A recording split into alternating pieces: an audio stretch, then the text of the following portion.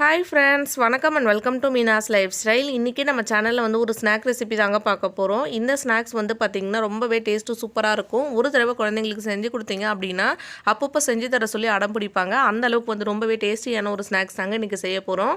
சரி வாங்க எப்படி செய்யலான்னு சொல்லி வீடியோக்குள்ளார போய் பார்க்கலாம்.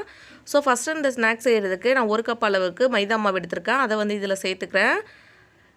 இந்த மைதா மாவு கூட வந்து பார்த்திங்கன்னா இதுக்கு தேவையான அளவுக்கு உப்பு சேர்த்துக்கலாம். நான் எடுத்துருக்க மைதா மாவில் கிட்டத்தட்ட எனக்கு 10 போல் கிடச்சிது நான் செஞ்ச ஸ்நாக்ஸ். கொஞ்சமாக வந்து உப்பு சேர்த்துக்கிறேன். இப்போது உப்பு சேர்த்ததுக்கப்புறமா கொஞ்சமாக மஞ்சத்தூள் சேர்த்துக்கோங்க. கொஞ்சம் கலருக்காக வந்து மஞ்சத்தூள் சேர்த்துக்கிறேன். இதையும் சேர்த்ததுக்கப்புறமா இது கூட வந்து எள்ளு சேர்க்க போகிறேங்க. என்கிட்ட கருப்பு எள் இருக்குது, அதை சேர்த்துக்கிறேன். கருப்பு எள் சேர்த்தோம் அப்படின்னா அங்கே பார்க்குறதுக்கு ஒரு டாட் மாதிரி ரொம்பவே சூப்பராக இருக்கும். வெள்ளை எள் இருந்தால் அதுவும் சேர்த்துக்கோங்க நீங்கள். இப்போ அடுத்ததாக கொஞ்சமாக தண்ணி சேர்த்துட்டு நல்லா வந்து இது மாவு பதத்துக்கு பிசைஞ்சு எடுத்துக்கோங்க. நல்லா சப்பாத்தி மாவு பதத்துக்கு வரணும். நீங்கள் வந்து பரோட்டாவுக்கு வந்து மாவு பிசைவீங்களா அந்த அளவுக்கு நல்லா வந்து சாஃப்டாக பிசைஞ்சு எடுத்துக்கோங்க. மாவு வந்து பார்த்திங்கன்னா ரொம்பவே ட்ரையாகவும் இருக்கக்கூடாது, அதே சமயத்தில் ரொம்ப தண்ணி அதிகமாக சேர்த்தும் பிசைஞ்சிடக்கூடாதுங்க. இப்போ நான் பிசைஞ்சு காமிக்கிறேன் பாருங்கள், இந்த அளவு இருக்கணும். லைட்டாக வந்து கையில் ஒட்டுற மாதிரி இருக்கும். கொஞ்சம் வந்து எண்ணெய் தேய்ச்சிட்டோம் அப்படின்னா கையில் ஒட்டாமல் நம்மளுக்கு வந்துடும். இந்த மாதிரி அழுத்தம் கொடுத்து நல்லா வந்து பிசைஞ்சு எடுத்துக்கோங்க. மாவு நல்லா சாஃப்டாக இருக்கணும் நம்மளுக்கு. அவ்வளோதான். இது மாதிரி நல்லா பிசைஞ்சதுக்கப்புறமா கையில் கொஞ்சமாக எண்ணெய் எடுத்துருக்கா, அதை இது மேலே வந்து அப்ளை பண்ணிவிட்டு இது ஒரு மூடி போட்டு ஒரு ஓரமாக எடுத்து வச்சுக்கோங்க. மாவு வந்து ஒரு 10 நிமிஷம் அப்படியே வந்து இருக்கட்டும். இந்த சமயத்தில் நம்ம வந்து அந்த ஸ்டஃபிங் ரெடி பண்ணிக்கலாம். ஸ்டஃபிங் வந்து பார்த்திங்கன்னா ரொம்பவே டேஸ்டியான ஒரு ஸ்டஃபிங் தான் செய்ய போகிறோம். இதுக்கு ஃபஸ்ட்டு வந்து அடுப்பில் ஒரு கடாய் வச்சுருக்கேன். கடாய் நல்லா சூடானதுக்கப்புறமா கொஞ்சமாக எண்ணெய் சேர்த்துக்கலாம். கொஞ்சம் எண்ணெய் சேர்த்து நல்லா சூடானதுக்கப்புறமா இது கூட கொஞ்சமாக கடுகு சேர்த்துருக்கேன். அது கூடவே வந்து ஒரு கொத்தளவு கருவேப்பிலை எடுத்துருக்கேன், அதையும் சேர்த்துக்கிறேன். அது கூடவே ஒரே ஒரு பச்சை மிளகாய் சின்ன சின்னதாக கட் பண்ணி வச்சுருக்கேன், அதையும் சேர்த்துக்கிறேன். முடிஞ்ச அளவுக்கு சின்ன சின்னதாக கட் பண்ணி எடுத்துக்கோங்க.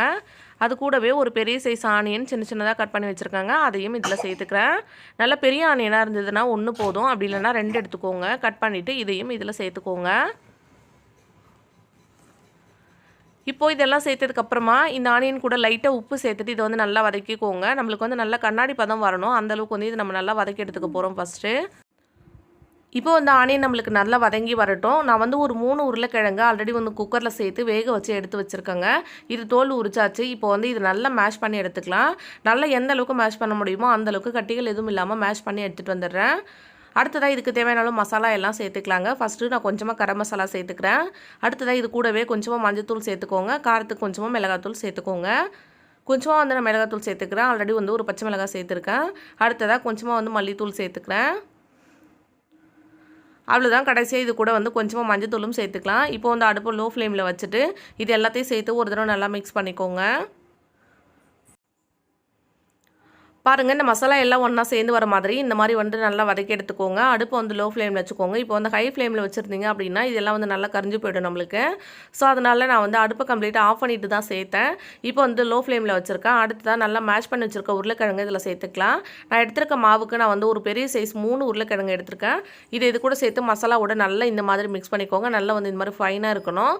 அதே மாதிரி தண்ணி அதிகமாக இருக்கக்கூடாது. இப்போ இதை வந்து இன்னொரு பவுலில் எடுத்து வச்சுட்டு நல்லா ஆற வச்சுக்கலாம். இப்போது அடுத்ததான் நம்ம எடுத்து வச்சுருக்க மாவு வந்து எடுத்துகிட்டு கொஞ்சமாக வரமாவு சேர்த்துட்டு இந்த மாதிரி நல்லா வந்து இழுத்து பிசைஞ்சிக்கோங்க. நல்ல மாவு சாஃப்டாக இருந்தது அப்படின்னா ரொம்பவே சூப்பராக வரும். அதுக்காக தான் இந்த மாதிரி வந்து நல்லா நான் கொஞ்சம் நேரம் வந்து பிசைஞ்சு எடுத்துக்கிறேங்க. இப்போ இந்த மாதிரி நல்லா பிசைஞ்சு எடுத்ததுக்கப்புறமா இது சின்ன சின்ன துண்டுகளாக நம்ம கட் பண்ணி எடுத்துக்க போகிறோம். நல்லா வந்து உங்களுக்கு எவ்வளோ பிசைய முடியுமோ அந்தளவுக்கு நல்லா பிசைஞ்சு எடுத்துக்கோங்க. அடுத்ததாக ஒரு கத்தி வச்சு இந்த மாதிரி வந்து கொஞ்சம் கொஞ்சமாக வெட்டி எடுத்துக்கிறேன். எடுத்துகிட்டு ஃபஸ்ட்டு வந்து ஒரு உருண்டை எடுத்துக்கிட்டு இதை வந்து உருட்டிக்கலாம். நல்லா வந்து உருட்டி எடுத்துக்கோங்க. எந்த அளவுக்கு வந்து தின்ன உருட்ட முடியுமோ அந்தளவுக்கு வந்து தின்ன உருட்டுறது ரொம்பவே பெட்டர். அதே மாதிரி ரொம்ப வந்து நீட்டாக வேணாம், நம்மளுக்கு கொஞ்சம் சின்னதாக இருந்தாலே நம்மளுக்கு போதும். ஸ்டஃபிங் வந்து நம்ம நிறைய வச்சு செய்ய போகிறோம். நம்ம நார்மலாக வந்து சமோசா செய்கிறத விட இதில் வந்து என்ன ஒரு ஸ்பெஷல் அப்படின்னு பார்த்தீங்கன்னா ஸ்டஃபிங் வந்து நம்ம நிறைய வச்சுக்கலாம். அதுதான் வந்து ரொம்ப சூப்பராக இருக்கும். நிறைய பேருக்கு உருளைக்கிழங்கு ஸ்டஃபிங் வந்து ரொம்ப பிடிக்கும், எனக்குமே ரொம்ப பிடிக்கும். இதில் லேயர்ஸ் அதிகமாக இருக்காது. உருளைக்கிழங்கு ஸ்டஃபிங் வந்து நிறைய வச்சுக்கலாம். நம்ம சமோசாலாம் செய்யும்போது பார்த்திங்கன்னா ஸ்டஃபிங் நம்மளால் நிறைய வைக்க முடியாது. இதில் வந்து நிறைய ஸ்டஃபிங் வச்சுக்கலாம். ரொம்பவே டேஸ்ட் சூப்பராக இருக்கும். அதே மாதிரி நம்ம வந்து நார்மல் சமோசா செய்யும் போது ஃபஸ்ட்டு வந்து ஷீட் வந்து போட்டு எடுக்கணும். அந்த ஷீட் வந்து நல்லா வேக வச்சு எடுத்துகிட்டு அதுக்கப்புறமா வந்து செய்கிற மாதிரி இருக்கும். அது நிறைய வேலை பிடிக்கிற மாதிரி இருக்கும். அதே மாதிரி கட் பண்ணிவிட்டு அந்த ட்ரையாங்கிள் ஷேப் வந்து கொண்டு வர்றது வந்து ரொம்ப கஷ்டமாக இருக்கும். இது அந்த மாதிரி இல்லை, ரொம்பவே ஈஸியாக செய்யலாம். இதுக்கு வந்து நம்ம சமோசா ஷீட்லாம் வந்து மடிக்க போகிறதில்ல. இந்த மாதிரி நல்லா உருட்டியாச்சு. உருட்டினதுக்கப்புறமா இதை வந்து நம்ம கட் பண்ணி எடுத்துக்க போகிறோம். இப்போது பாருங்கள் இது மாதிரி நீல வாக்கில் வேணும். ஸோ அதனால் எக்ஸ்ட்ரா இருக்கிறதெல்லாம் வந்து நான் கட் பண்ணிக்கிறேன். இந்த எக்ஸ்ட்ரா இருக்கிறத மறுபடியும் வந்து ரோல் பண்ணிவிட்டு உருட்டி எடுத்துக்கோங்க. ஸோ ஈவனாக இருக்க மாதிரி இந்த மாதிரி நான் கட் பண்ணி எடுத்துக்கிட்டேன். கட் பண்ணி எடுத்ததுக்கப்புறமா நம்ம எடுத்து வச்சுருக்க ஸ்டஃபிங் வந்து நல்லா ஆறி இருக்குது. இப்போ நான் சொன்ன மாதிரி நிறைய ஸ்டஃபிங் இதில் வச்சுக்கலாம். இந்த மாதிரி வந்து நிறைய ஒரு பெரிய உருண்டையாக எடுத்துக்கிட்டு இதை வந்து நம்ம சிலிண்ட்ரிக்கல் ஷேப்பில் இந்த மாதிரி வந்து பிடிச்சி எடுத்துக்கலாம். இப்போ நம்ம எடுத்து வச்சுருக்க ஸ்டஃபிங் வந்து இதில் வச்சிடலாம். வச்சுட்டு இது வந்து நம்ம அப்படியே ரோல் பண்ணிக்க போகிறோங்க. இது பார்க்குறதுக்குமே ரொம்ப சூப்பராக இருக்கும். டேஸ்ட் வந்து ரொம்ப நல்லாயிருக்கும். உள்ளே வந்து ஸ்டஃபிங் நிறைய வச்சுருக்கிறதால ரொம்ப நல்லாயிருக்கும். இந்த இன் பிட்வீனில் இன்னும் ஒன்று நம்ம ரெடி பண்ணிக்கலாம். என்னென்னு பார்த்தீங்கன்னா, நான் வந்து கொஞ்சமாக மைதா மாவு எடுத்துக்கிறேன். இதை வந்து பேஸ்ட் மாதிரி ரெடி பண்ண போகிறேன் இது ஒட்டுறதுக்காக. இதில் வந்து ஒரு 2 டீஸ்பூன் அளவுக்கு நான் மைதா மாவு எடுத்துகிட்டு கொஞ்சமாக தண்ணி சேர்த்து நல்லா வந்து மிக்ஸ் பண்ணி எடுத்துகிட்டு வந்துடுறேன். ரொம்ப வந்து தண்ணி அதிகமாக சேர்க்கக்கூடாது. கிட்டத்தட்ட ஒரு ஒட்டுறதுக்கு நம்ம வந்து பேஸ்ட்டு செய்வோம்ல அந்த மாதிரி இருக்கணும். ஸோ ஃபைனலாக தண்ணி சேர்த்து அந்த மாதிரி வந்து நான் மிக்ஸ் பண்ணி எடுத்துகிட்டு வந்துட்டேன். இப்போ அது ரெடியாக இருக்குது. இதையும் வச்சிடலாம். இப்போ வந்து இது நம்ம ரோல் பண்ணிக்க போகிறோம். எப்படி ரோல் பண்ணணும் அப்படின்னா, ஃபஸ்ட்டு வந்து கொஞ்சம் மடிச்சு விட்டுருங்க. நம்மளுக்கு அந்த ஸ்டஃபிங் வெளியே வராமல் இருக்கணும். அதுக்காக பாருங்கள் இந்த மாதிரி சைடில் வந்து லைட்டாக வந்து மடிச்சு விட்டுக்கோங்க. அதுக்கப்புறம் வந்து அப்படியே லைட்டாக வந்து ரோல் பண்ணிக்கிட்டிங்க அப்படின்னா போதும். பாருங்கள் ஃபஸ்ட்டு மட்டும் கொஞ்சம் நான் மடிச்சு விட்டுட்டேன். இப்போ அப்படியே வந்து ஃபுல்லாக ரோல் பண்ணிக்கலாம். அவ்வளோதான். ரொம்ப சிம்பிள். இது வந்து நம்ம வந்து மடிக்கிறதுக்கு வந்து ரொம்ப கஷ்டம்லாம் கிடையாது. ரொம்ப ஈஸியாக மடிச்சிடலாம். சின்ன குழந்தைங்க கூட அழகாக ரோல் பண்ணி கொடுத்துருவாங்க. அப்படியே ஸ்டஃபிங் கொஞ்சம் வெளியே தெரியுது அப்படின்னாலும் கண்டிப்பாக வந்து அந்த ஸ்டஃபிங் நம்மளுக்கு விட்டு வராது. ஸோ அதனால் வந்து பயப்பட தேவையில்ல. பாருங்கள் மறுபடியும் அதே மாதிரி ஸ்டஃபிங் எடுத்துகிட்டு நான் வந்து உருண்டை மாதிரி உருட்டிட்டு எடுத்துட்டேன். இப்போ வந்து மறுபடியும் வச்சு ரோல் பண்ணி எடுத்துக்க போகிறேன். இதே மாதிரி நம்ம வச்சுருக்க எல்லா மாவுமே வந்து ரோல் பண்ணி எடுத்துக்கலாம். நான் எடுத்த அந்த 3 உருளைக்கிழங்கு அப்புறம் வந்து அந்த 1 கப் மாவு வந்து சரியாக இருந்தது எனக்கு வந்து 10 போல் கிடச்சிது. இது சமோசா செய்ய வந்து கஷ்டமாக இருக்குது அப்படின்னு நினைக்கிறவங்க இது மாதிரி செய்யலாம். சமோசா விட இது டேஸ்ட் வந்து ரொம்ப சூப்பராக இருக்கும். அந்த எள்ளுலாம் சேர்த்துருக்கிறதால பார்க்குறதுக்குமே வந்து ரொம்ப அழகாக இருந்தது. அதே மாதிரி சைடில் எக்ஸ்ட்ரா கட் பண்ணுற மாதிரி இருக்குது அப்படின்னா இந்த மாதிரி நீல வாக்கில் உருட்டிக்கோங்க. அப்படின்னா 2 ஷீட் வந்து அழகாக உருட்டிக்கலாம். சைட்லலாம் வந்து கட் பண்ணணும் அப்படின்னு அவசியம் இருக்காது. இப்போ நான் நீல வாக்கில் உருட்டிட்டு ஒவ்வொரு டைமும் இது மாதிரி 2 ஷீட் வந்து ரெடி பண்ணியிருக்கேன். அந்த ஷீட்டில் இந்த மாதிரி வச்சுட்டு நான் ரோல் பண்ணி எடுத்துக்க போகிறேன்.